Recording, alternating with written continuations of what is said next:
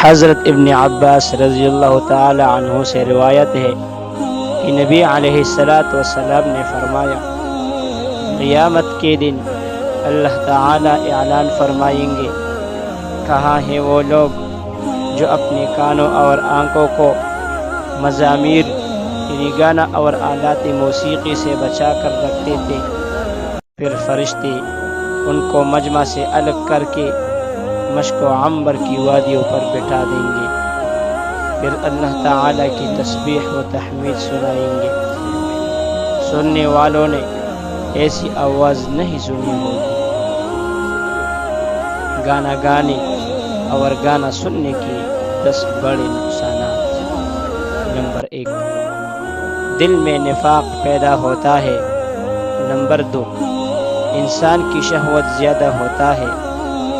Number 3، انسان بے غیرت بن جاتا ہے۔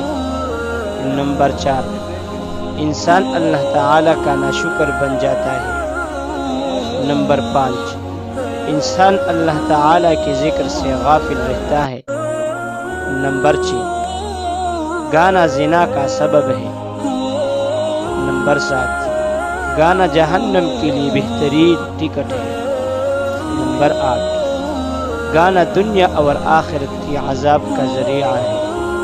نمبر 9، گانا انسان سے اللہ تعالی کا خوف ختم کرتا ہے۔ نمبر 10، گانا سننے والے سے فرشتے دور، جنات اور شیاطین اس کے ساتھ رہتے ہیں۔